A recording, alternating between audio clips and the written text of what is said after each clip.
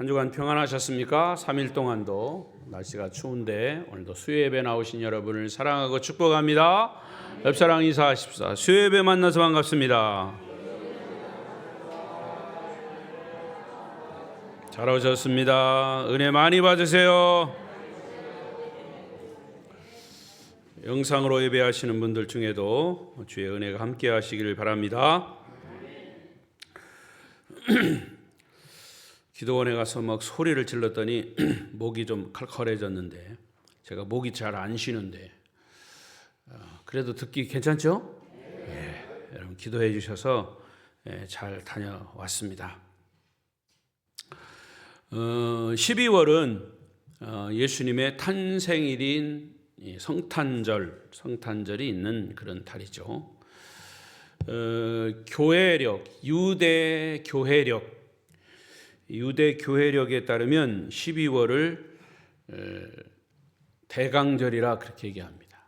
예수님의 대강절, 예수님의 강림을 기다린다. 그래서 기대할 강림, 그래서 예수님의 강림을 기대한다. 그래서 대강절. 또 예수님의 임재를 기다린다. 그래서 대림절이라고도 합니다. 오늘이 벌써 12월 18일, 12월 중순을 넘기고 있습니다. 예수님의 탄생일, 성탄절을 일주일 앞두고 있습니다.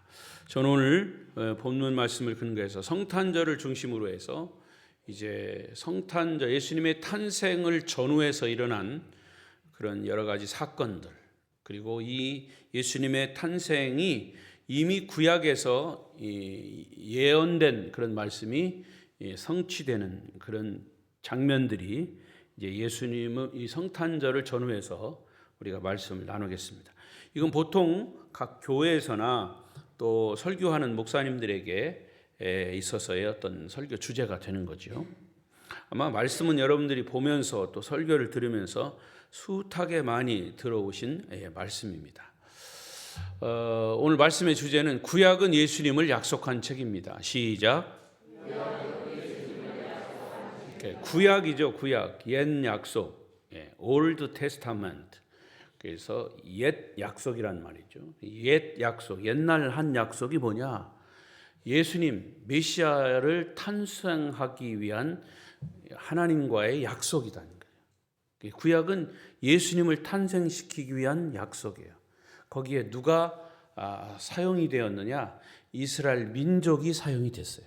그래서 이스라엘 민족을 선민이라 그렇게 얘기합니다. 선택된 민족. 그래서 지금까지도 이스라엘 민족은 선민으로서 자부심을 가지고 아직도 예수가 이 땅에 초림으로 처음 오시지 않았다 이렇게 주장합니다. 그때 2000년 전에 오셨던 예수님은 자기들이 기다렸던 예수가 아니다 이렇게 배척해서 예수를 십자가에 못 박아 죽였어요. 근데 그 예수님이 예수님이에요. 메시아입니다. 할렐루야. 그분이 십자가에 죽으셨고 부활하셨고 승천하시 이제 다시 오십니다. 다시 그것을 재림이죠. 재림. 그래서 신약은 새로운 약속은 바로 그 예수님의 재림에 대한 약속이고 그 구약을 이루신 그런 약속의 그 새로운 약속이 바로 신약이죠. 자, 마태복음을 기록한 사람이 누구죠? 마태입니다. 마태는 세리예요. 요즘 말하면 세무소 관리입니다. 그러면서도 유대인이었습니다. 특별히 마태는 그 족보로 따지면 레위 족속이에요. 이스라엘의 레위 족속이 누구죠? 뭐 하는 족속이죠? 제사장 족속입니다. 상당히 마태는 이게 고위 마태 그 자신은 귀족이면서 또 유대인이고 레위 족속이에요. 그러니까 굉장히 제사장 족속이기 때문에 귀족으로 속하고 그래서 여러분 마태복음을 이렇게 우리가 보면 다른 복음과 비교해 보면 굉장히 귀족이라고 한 냄새가 많이 납니다. 그런 각도에서 보면. 그 제가 늘 말씀드린 것처럼 마태는 예수님을 누구로 묘사를 했다고 그랬어요? 그렇습니다. 왕으로. 왕은 귀족이죠. 귀족 중에 아주 궁궐에서 사는 귀족 중에 귀족이죠. 그러니까 구약 마태복음에 쓰여진 마태가 기록한 언어라든가 그 표현력은 굉장히 그 퀄리티라고 합니다. 가치가 굉장히 높이 평가를 합니다. 마태, 마가, 누가, 요한 복음을 통틀어서 복음서를 비교해 보면 이 마태복음은 굉장히 그 가치도 있으면서 예수님을 높이 이렇게 기록한 그런 것으로 이제 복음서가 평가가 됩니다. 유대인들은 이 구약을 아주 철저히 믿었기 때문에 이 마태는 이 부분을 염두에 두고 마태복음을 기록했습니다.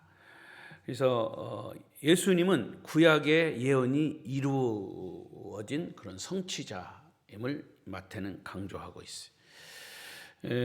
그래서 구약 성경의 많은 부분이 예수님의 탄생, 메시아의 탄생, 메시아의 성장, 메시아의 죽음, 메시아의 부활, 이것을 기록하고 있죠. 구약 성경이에요. 그러니까 여러분, 구약과 신약은 따로따로가 아니에요. 구약은 신약을 위한 약속이고 신약은 또 거꾸로 구약을 위한 약속입니다. 그러니까 구약에서 약속한 것이 신약에서 다 이루어진 겁니다. 신약에서 이렇게 복음서나 혹은 사도 바울의 그 서신서를 보면 구약에서 많이 인용을 했어요.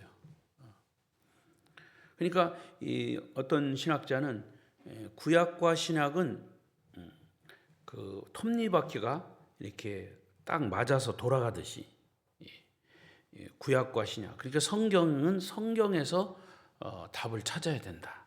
구약에서 모르는 것은 신약에서 찾고, 신약에서 모르는 것은 구약에서 찾고, 다른 것에서 찾을 수가 없어요.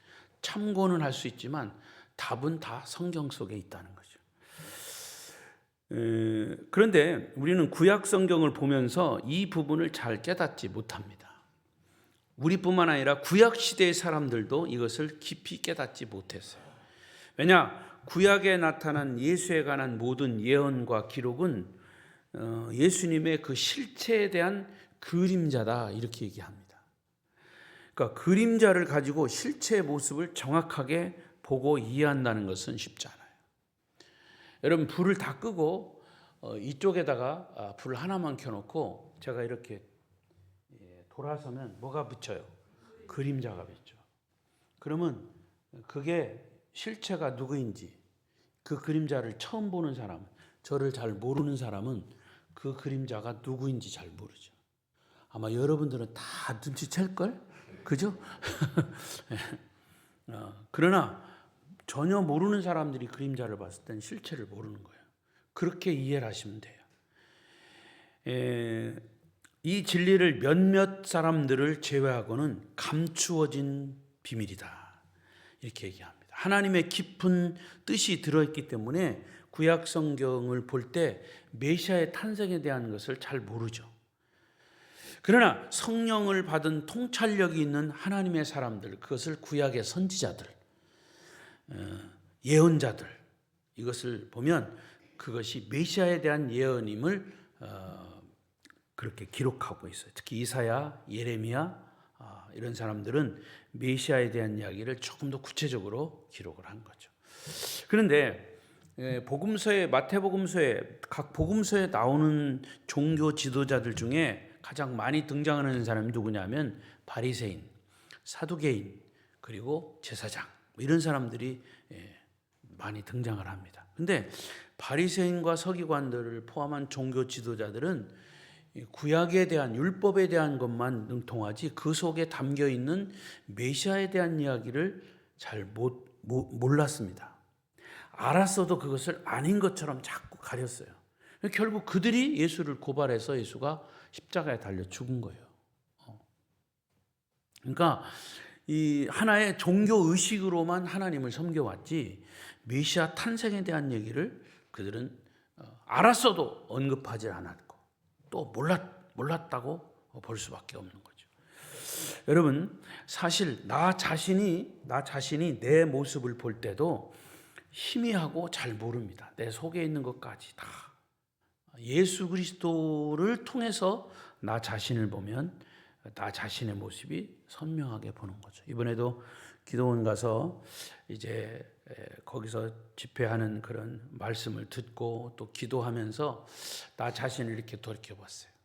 이제 1년 남짓밖에 남지 않은데 목회도 돌이켜보고 또 이런 것을 쭉 돌이켜보니까 나라는 사람을 내 스스로는 잘 안다고 하면서도 잘 모르겠어요. 그러나 하나님의 말씀에 비추어서 나를 보니까 이게 잘 보여요. 그래서 부족한 부분도 많이 회개했고 이제 남은 목회 더 열심히 해야 되겠다고 하는 그런 다짐도 하고 결심도 했습니다. 여러분 주위에 또 여러분 자신들이 아무런 삶의 의미, 목적이 없는 사람들 주변에 없습니까? 나는 왜 사는가? 나는 인생을 어떻게 살아야 하는가? 나는 무엇을 위해서 살아야 하는가? 이런 것들을 고민하고 방황하는 사람들 많이 있죠. 자, 그런 어떤 사람이 어느 날 복음을 접하게 됩니다. 예수를 만나게 돼요. 그 마음에 예수를 영접하고 십자가의 보혈 앞에 서게 되었을 때, 그리고 그에게 성령의 조명이 비춰졌을 때 그의 삶에 변화가 일어나기 시작. 그는 스스로 삶의 의미를 발견하기 시작합니다.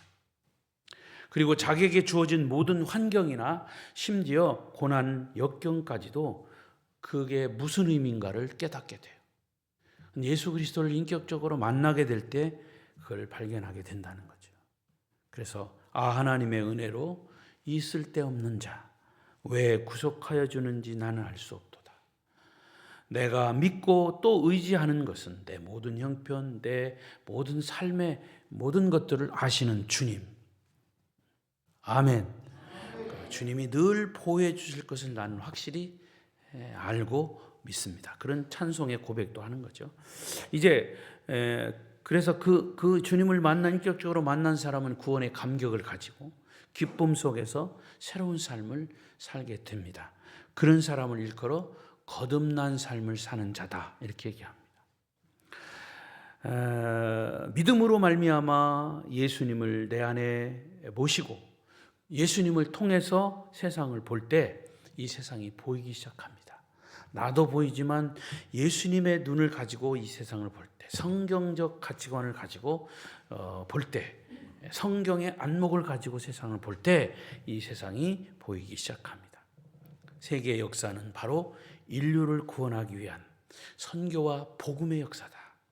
이 세계 역사에는 종말이 있다.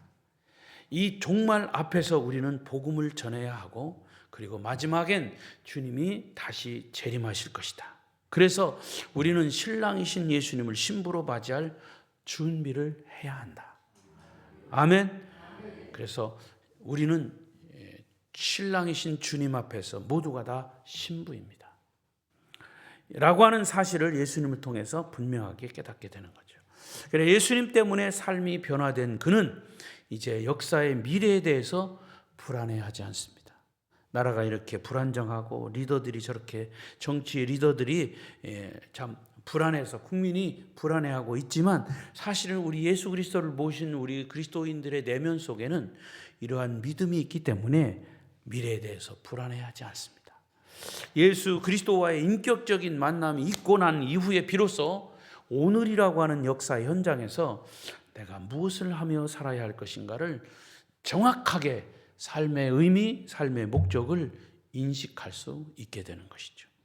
내가 사는 것, 내가 죽는 것에 대해서 바로 깨닫게 되는 거예요.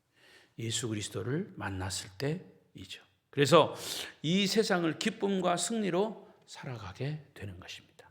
고린도후서 5장 17절 다시 보겠습니다. 시작. 그런즉 누구든지 그리스도 안에 있으면 지나갔으니 보라 새 것이 되었도다. 할렐루야. 여러분의 삶의 모든 사건을 예수 그리스도를 통해서 볼 때, 예수님의 안경을 쓰고 볼 때, 그분을 여러분의 삶의 주인으로 인정할 때, 그러면 문제만 있던 내 모든 인생에 답이 보이기 시작합니다. 희미하던 그림자들이 선명하게 보이기 시작합니다. 무의미하던 인생이 가치 있는 인생으로 변화됩니다. 무능하던 사람이 능력의 사람이 됩니다. 우둔하던 사람이 지혜롭게 변합니다. 진정 우리의 삶에 놀라운 기적들이 일어나기 시작하는 거예요. 그것은 예수 그리스도를 만났을 때라는 얘기죠. 그래서 여러분, 구약 성경을 예수 그리스도의 안경을 통해서 보십시오. 구약을 이해하려면 신약을 통해서 이해해야 합니다. 그렇게 볼 때 구약은 단순히 이스라엘 나라의 역사가 아님을 우리가 깨닫게 됩니다. 자, 그래서 성탄절을 기해서 우리는 구약에 예언된 예수님의 탄생이 신약에서 이렇게 성취되었다라고 하는 것을 몇 가지 찾아보려고 합니다. 첫째, 구약 성경 호세아 11장 1절. 이 말씀이 이루어졌어요. 11장 1절 읽겠습니다. 11장 1절 호세아 시작. 이스라엘이 어렸을 때에 내가 사랑하여 내 아들을 애굽에서 불러냈거늘. 자, 이스라엘이 어렸을 때 내가 사랑하여 내 아들을 애굽에서 불러냈다. 이 말은 알 것도 같고 모를 것도 같고. 이 호세아라고 하는 사람은 언제 산 사람이냐? 예수님이 태어나시기 전 약 753년 또 729년 요 사이에 살았던 사람이에요. 북이스라엘 아시리아의 포로로 잡혀갔던 때 활동하던 선지자입니다. 이스라엘이 솔로몬 이후에 남유다, 북이스라엘로 나누어졌죠. 그리고 나중에는 북쪽 이스라엘은 아시리아의 포로로 잡혀가서 다 망해버렸어요. 근데 포로로 잡혀갔을 때에 753년, 729년 사이에 활동하던 선지자입니다. 그러니까 약 750년, 예수님이 태어나시기 전 750년경에 살던 사람이에요. 그런데 호세아서가 호세아를 기록할 때 이 호세아 11장 1절에 이스라엘이 어렸을 때에 내가 사랑하여 내 아들을 애굽에서 불러냈다. 이것은 예수님께서 애굽으로 피신하는 사건을 얘기하죠. 2장 13절 다 읽지 않았습니다만은 읽었죠? 13절 15절에 보면 그런 말씀이 있죠. 그들이 떠난 후에 13절 시작. 그들이 떠난 후에 주의 사자가 요셉에게 현몽하여 이르되 헤롯이 아기를 찾아 죽이려 하니 일어나 아기와 그의 어머니를 데리고 어디로 간다? 애굽으로 피하여 내가 네게 이르기까지 거기 있으라. 그러니까 이것은 마태는 이 사건을 구약의 호세아 11장 1절의 응답으로 본 거예요. 동방박사들이 떠난 이후에 그 말이에요. 그들이 떠난 이후는 그 위에 2장 1절부터 12절까지 동방박사가 아기 예수님을 이제 찾으러 왔다가 그들이 떠났어요. 그리고 주의 사자, 하나님의 사자 천사가 나타나서 헤롯이 아기들을 다 죽이려 하니까 왜 죽이려 했죠? 왕은 자기 혼자밖에 없는데 이 유대 왕이 태어났다 이렇게 소문이 났으니까 갓 태어난 아기들을 다 죽이라고 명령했어요. 그래서 그것을 피하기 위해서 애굽으로 내려간 거죠. 이것은 이미 호세아 선지자가 이 11장 1절의 말씀처럼 이스라엘이 어렸을 때 내가 사랑하는 내 아들을 애굽에서 불러냈다. 그럼 여기서 이스라엘은 예수님을 지칭하는 거죠. 그리고 거기 내가 그를 사랑하여 내 아들 예수를 애굽에서 불러냈다. 피신시켰다. 그 말씀이 그대로 이루어진 거죠. 그러니까 여러분, 하나님은 예수님을 보호하고 계시는 거죠. 그러니까 헤롯이 아기를 찾아 죽이려 하니까 아기와 그의 어머니를 데리고 애굽으로 피하여 내가 네게 이르기까지 거기 있으라 명령했다. 여기에 중요한 메시지가 있어요. 하나님은 예수님을 태어나게 하신 분이에요. 메시아로 인류를 구원하게 보내주신 분이에요. 위기와 절망 속에서 보호해 주시고 선한 길로 인도하시는 하나님의 손길이 꼭 필요했던 거죠. 여러분, 하나님의 백성은 하나님이 보호해 주신다는 그런 사실을 믿으시기 바랍니다. 악한 영들이 예수를 죽이려고 그렇게 발악을 하지만 때가 될 때까지는 예수를 죽일 수 없다는 사실을 우리가 느낄 수가 있어요. 왜? 이건 이미 구약에 예언된 호세아 선지자를 통해서 예언된 말씀이 지금 예수님이 탄생하신 이후에 이루어지는 거예요. 거기서 예수님이 헤롯을 통해서 죽임을 당하면 호세아 선지자가 얘기했던 메시아가 탄생의 이런 과정을 통해서 탄생됐다는 사실이 다 무효가 되어버리는 거죠. 그러니까 이 예수 그리스도의 탄생 이후에 일어날 그런 위기까지도 하나님의 보호 속에 있다는 거예요. 이것은 하나님의 백성들은 하나님의 보호하심 속에 있다는 사실을 우리는 또한 깨달을 수 있습니다. 여러분에게 작은 고통이 있는 것은 더 큰 고통을 예방하기 위한 하나님이 허락하신 그런 사인임을 믿으시기 바랍니다. 내가 어떤 고통이 올 때, 위기가 올 때, 아니 하나님 믿는 내가 왜 이런 위기가 옵니까? 이렇게 반응하지 말고, 이 위기는 하나님이 왜 위기를 주시나? 그 위기를 통해서 더 큰 위기를 막기 위하신, 그 위기 고난을 통해서 더 큰 은혜를 주시기 위한, 축복을 주시기 위한 것이 아닌가. 이렇게 역설적으로 보고 긍정적으로 믿는 것이 믿음인 줄로 확신합니다. 또한 두 번째, 애굽으로 피난 가는 이 사건을 통해서 주시는 메시지는 뭐냐? 하나님은 필요하실 때 이렇게 꿈으로 나타나시고 천사를 통해서 아주 급한 위기를 벗어나게 하십니다. 지금도 벌써 하나님의 계시를 기대하면서 꿈꾸는 사람들이 있는데 지금은 꿈꾸는 시간이 아니에요. 눈 뜨세요. 보통 때는 성경을 통해서 우리에게 말씀하시고, 그러나 어떤 때는 하나님이 꿈과 환상을 통해서 우리를 인도해 주십니다. 그렇게 믿으십니까? 놀랍게도 지금도 그런 일들이 믿음의 사람들에게 일어나요. 때로는 꿈으로 환상으로 역사하시는 것을 이상하게 생각하지 마시고. 그런데 또 말씀드리지만 이렇게 영적인 체험을 말하는 자들을 2단 보듯 3단 보듯 하지 마십시오. 중요한 것은 내가 꿈을 통해서 어떤 사실을 꾸었어요. 환상을 통해서 어떤 사실을 우리가 보았어요. 그런데 그거는 극히 주관적일 수 있어요. 그거를 일반화시키면 자칫 위험할 수 있다는 거죠. 내가 꿈꾸니까 아무개 어떻대? 내가 꿈꾸니까 김집사 그러면 안 돼. 내가 꿈꾸니까 하나님이 나보고 김권사 기도 더 하랴. 이딴 소리 하면 안 된단 말이죠. 그거를 일반화해서는 안 된단 말이죠. 하나님이 여러분에게 그런 어떤 꿈을 주셨다면 그거를 생각하면서 묵상하면서 이게 무슨 꿈일까? 도저히 모르겠어. 그럼 모를 수 있는 거죠. 왜냐? 우리가 꾼 꿈은 개꿈이 많아.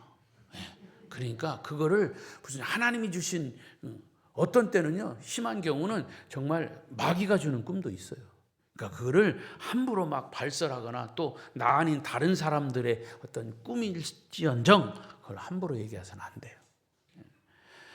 그런 것들을 우리가 조심해야 됩니다. 우리는 하나님이 하시는 일을 인간적으로 자꾸 제한할 때가 많아요. 자연을 창조하신 하나님은 가끔 초자연적으로도 역사하십니다.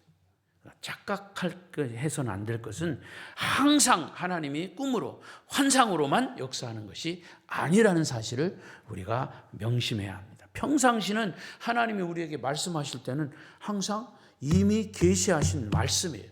성경을 통해서 역사하십니다. 그러니까 또 얘기합니다마는 우리가 어떤 믿음을 지켜나갈 때는 하나님의 말씀과 기도가 항상 병행이 돼야 돼요.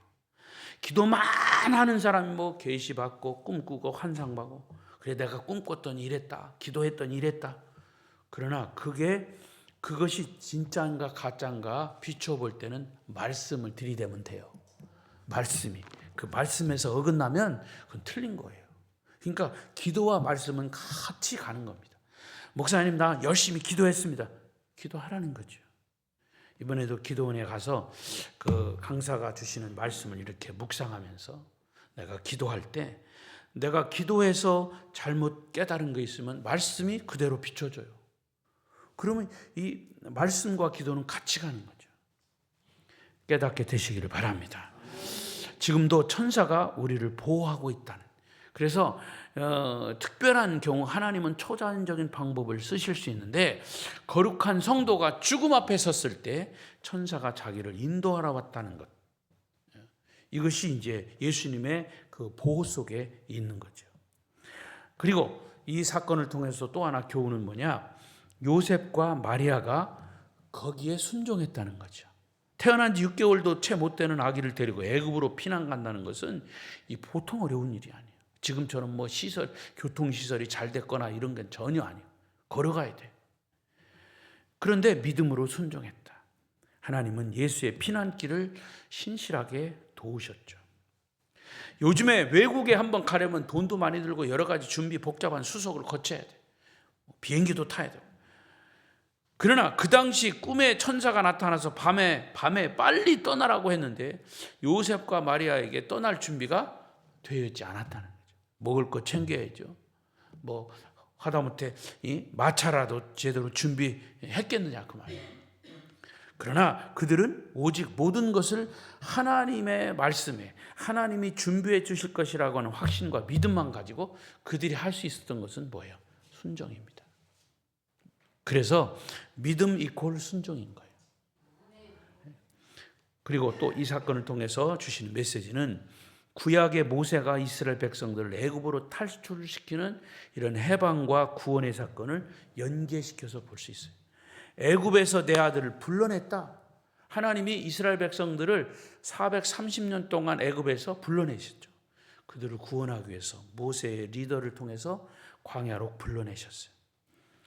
타락한 이스라엘 백성들을 구원하시는 하나님의 손길이 예수님을 통해서 성취되었다는 사실을 이 마태는 이 말씀과 호세아서의 말씀과 연계시켜서 이렇게 예수님의 약속이 구약에서 하신 약속이 이루어졌다라고 하는 것을 말씀하신 거예요. 그러니까 한마디로 구약 성경은 우리에게 예수 그리스도를 약속한 책이고 그 약속이 신약 성경에 성취되었다는 것이 기록된 거죠. 할렐루야. 자, 이게 호세아가 예언했던 말씀이 이루어진 거예요. 예수님 탄생에 대한 거. 두 번째 또 하나는 예레미야 31장 15절. 라마 읽겠습니다. 시작. 여호와께서 통곡하는 소리가 들리니 라헬이 그 자식 때문에 애곡하는 것이라. 그가 자식이 없어져서 위로받기를 거절하는도다. 자, 오늘 본문의 18절의 말씀이죠. 라마에서 슬퍼하며. 자, 마태는 이 예레미야 선지자가 하신 말씀을 그대로 가져와서 여기다가 기록했어요. 그러니까 예레미야 31장 15절의 이 말씀은 베들레헴의 통곡 사건이에요. 그러니까 본문의 16절 18절의 말씀인데 특히 이 마태는 이 사건을 예레미야 31장 15절의 성취, 응답으로 본 것이죠. 헤롯 왕은 결코 예수의 탄생을 귓전으로 그냥 흘려버릴 위인이 못 돼요. 그래서 2살 이하의 남자아이를 다 죽여라. 대학살한 끔찍한 사건을 벌인 거예요. 그래서 16절에 보십시다. 16절 시작. 이에 헤롯이 박사들에게 속은 줄 알고 심히 노하여 사람을 보내어 베들레헴과 그 모든 지경 안에 있는 사내 아이를 박사들에게 자세히 알아본 그때를 기준하여 2살부터 그 아래로 타죠. 이제 그 2살 아래로 또 갓 태어난 아이, 뭐 이런 어린아이 중에 왕이 있다고 하니까 왕은 나 혼자밖에 없는데 무슨 왕이요? 다 죽여라. 그런 거죠. 여러분, 우리는 여기서 한 가지 깨닫습니다. 인간의 분노와 미움은 살인을 낳는 겁니다. 이게 죄인의 죄성입니다. 지금 이 정치 세계, 아니 일반 사람들이 사는 사람들의 삶에 일반적으로 나타나는 현상이에요. 인간의 분노, 미움은 살인을 낳는 거예요. 어떤 경우 간에 미움과 분노는 좋지 않은 거죠. 미움과 분노를 품은 지도자 밑에는 죽음과 복수만 있을 뿐이에요. 헤로드 왕은 미움과 분노로 가득 찼어요. 그래서 무고한 어린이들을 그처럼 아주 잔인하게 학살을 한 거예요. 이 사건을 마태는 구약 예레미야서의 한 예언적 사건을 인용해서 한 거예요. 옛날 예루살렘의 이스라엘 백성들이 바벨론으로 끌려가는 것을 보면서 라마의 통곡 소리는 더욱 높아져 갔다 그랬어요. 이 라마는 선지자 사무엘의 고향이에요.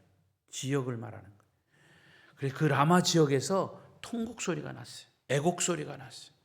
그래서 마태는 바로 이 라마의 통곡 소리와 예루살렘의 2살 이하의 학살 사건의 통곡 소리를 비교한 겁니다. 또 마태는 베들레헴의 통곡을 야곱의 아내였던 라헬이 자식이 없어서 통곡하던 것과도 연결해서 해석을 한 거예요.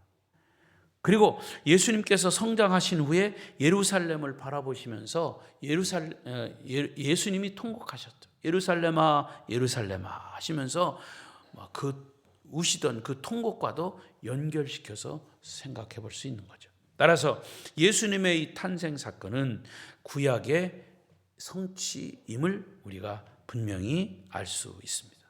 여러분, 그렇다면 인류 역사는 지금도 하나님의 말씀이신 성경대로 성취되어 가고 있음을 확신합니다.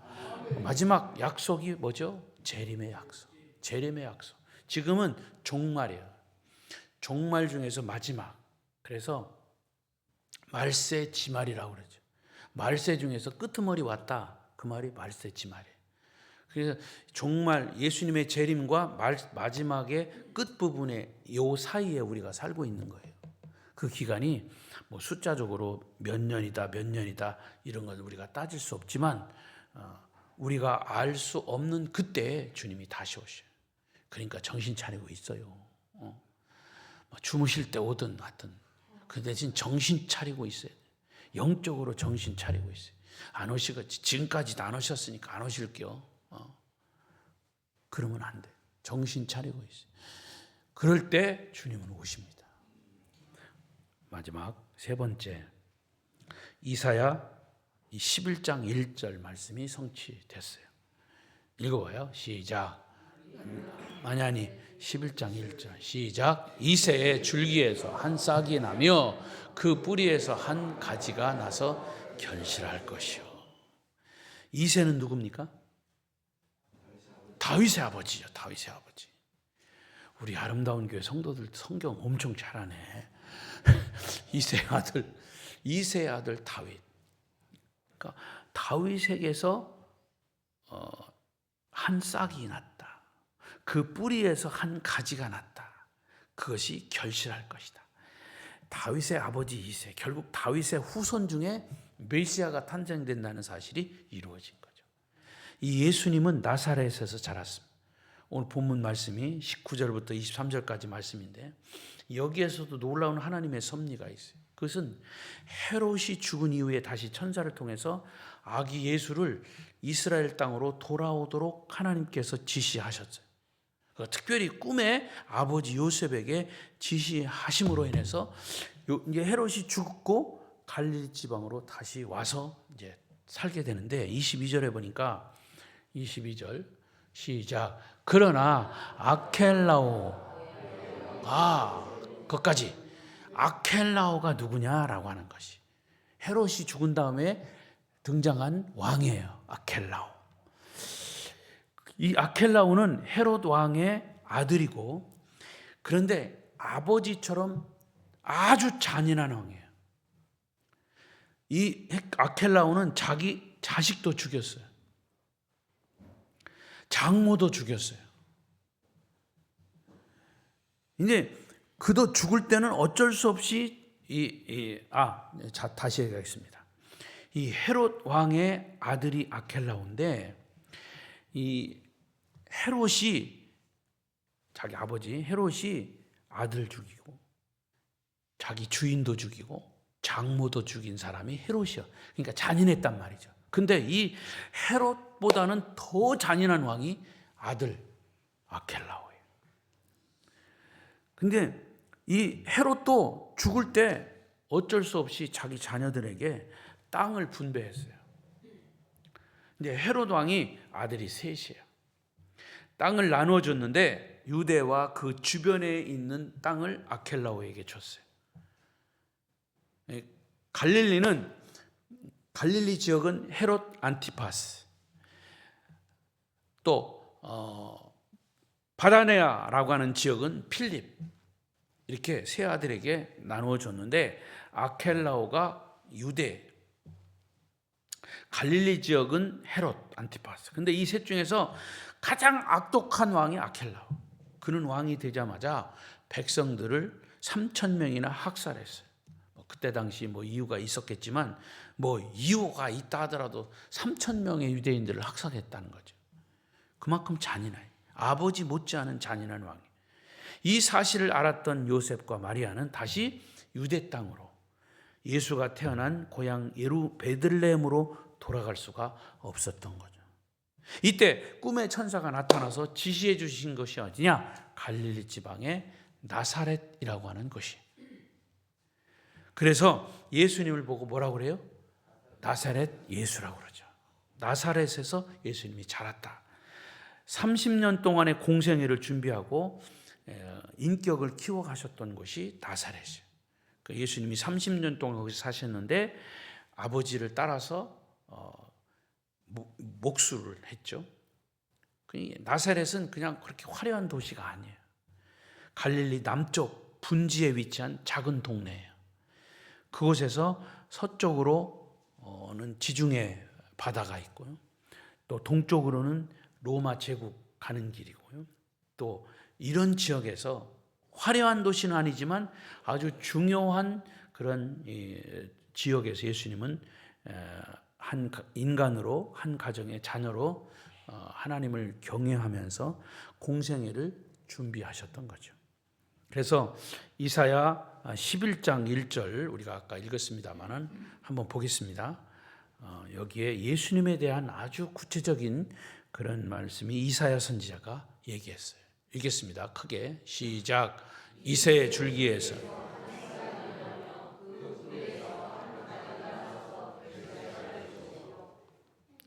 계속 그의 위에 읽어요.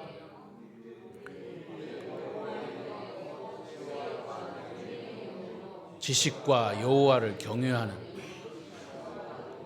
그가 여호와를 경외함으로 즐거움을 삼을 것입니다. 그의 눈에 보이는 대로 심판하지 아니한, 그의 귀에 들리는 대로 판단하지 아니한, 공의로 가난한 자를 심판한, 정직으로 세상에 겸손한 자를 판단할 것이고, 그의 입에 막대기로 세상을 치며 그의 입술의 기운으로 악인을 죽일 것이며, 공의로 그의 허리띠를 삼으며 성실로 그의 몸에 띠를 삼으리라. 자, 여기 예수님에 대한 그 인성, 또 예수님의 자격, 예수님의 어떤 그 모든 부분이 이사야 선지자가 이야기한 말씀이에요. 자, 이사야 선지자는 약 예수님의 태어나시기 한 600여 년 전에 이 말씀을 예언한 거죠. 여러분 생각해 보십시오. 예수님이 지금부터 600년 후에 일어날 메시아 탄생을 선지자가 얘기했을 때 그게 이루어질 건가 안 이루어질 건가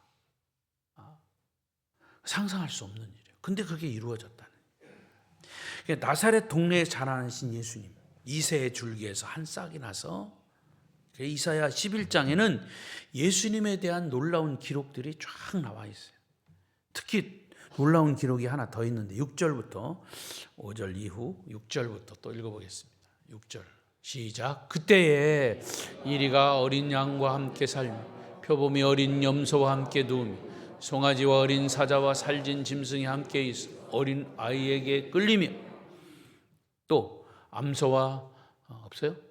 7절 암소와 곰이 함께 먹으며. 그러니까 예수님이 임하시는 곳에는, 함께 하는 데는 사자가 소처럼 풀을 먹고 염소와 표범이 함께 있고 송아지와 어린 사자와 살찐 짐승이 함께, 여러분, 사자와 어린 사자와 송아지가 같이 있을 수 없어요. 아무리 어려도 송아지는 사자의 밥이요. 암소와 곰이 함께 먹을 수 없어요. 사자와 소가 풀을 먹을 것이고, 젖 먹는 아이가 독사의 구멍에 장난하고, 젖된 어린아이가 독사의 굴에 손을 넣을 것이고, 있을 수 없는 일이죠. 그런데 예수님이 올 때, 예수님이 계신 곳에 이런 일이, 평화가 일어나는 거죠. 여러분, 바로 세계가 예수님을 통치하는 세계, 천국임을 믿습니다. 여러분의 삶이 예수 그리스도가 통치하는 평화의 삶이 되시기를 바랍니다. 우리나라도 지금 어렵지만 이제 성탄절을 기해서 정말 예수님이 탄생한 것은 목적이 뭐예요? 천사가 뭐라고 노래했어요? 예수님의 탄생을 보고 뭐라고 노래했어요? 설교가 빨리 끝났으면 좋겠다. 됐습니까? 하늘에는 영광, 땅에는 평화. 하나님, 예수님이 탄생은 하나님께 영광이에요. 왜? 예수님이 이미 태초에 말씀하신 메시아 탄생을, 인류를 구원하기 위한 메시아 탄생을 하나님이 약속했기 때문에, 모든 구약의 선지자를 통해서 그 약속을 했기 때문에 그 약속이 이루어진 것이 메시아 탄생이죠. 그래서 예수님의 탄생은 하나님께 영광. 왜 영광? 약속이 이루어졌기에 영광. 그리고 모든 인류에게는, 이 땅에는 평화이죠. 예수님이 없던 사람이 예수님을 모시면 마음에 평화가 있는 거죠. 그래서 우리나라도 이 예수님의 탄생 성탄절을 기해서 다시 복음 안에서의 평화가 오실 줄로 믿습니다. 평화가 이루어질 줄로 믿습니다. 여러분, 그렇게 기도하십시오. 정치적인 평화 말고 예수 그리스도의 복음의 평화. 그래서 이 교회라고 하는 것은 이제 이 땅에서의 하나님 나라, 주님이 계신 천국. 그래서 교회는 이 지상의 천국으로, 천국 가기 전에 미리 볼 수 있는 천국의 모델 하우스가 되어야 한다. 아름다운 교회가 천국의 모델 하우스가 되기를 바랍니다. 예수님은 구약을 성취하신 우리의 구세주이십니다.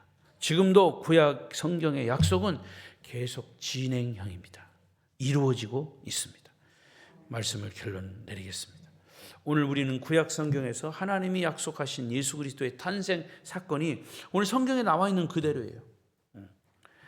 호세아서, 또 예레미야서, 이사야서, 선지자들이 말한 것, 다윗과 아브라함의 자손 예수 그리스도, 성령으로 동정녀에게 잉태되신 예수 그리스도, 온 인류에게 경배를 받으시는 예수 그리스도, 그리고 구약의 약속이 성취된 예수 그리스도, 그분이 바로 마태가 발견한 예수 그리스도이십니다. 여러분이 만난 예수 그리스도는 어떤 분이십니까? 이 성탄의 계절에 예수 그리스도를 더 깊이 묵상해 보십시오. 그리고 여러분 마음이 복잡하고 불안하고 걱정스러우면 탄생하신 주님을 마음속에 영접하고 그분 안에서 묵상해 보십시오. 그러면 진정한 평화가 올 것입니다. 우리도 이 땅에 온 목적을 바로 알고 그 목적대로 살다가 목적을 이루고 주님 앞에 서야 할 것입니다. 예수님의 아름다운 삶을 닮아가는 예수님의 제자요, 아름다운 교회 성도들이 되시기를 축복합니다. 축복합니다. 기도하겠습니다.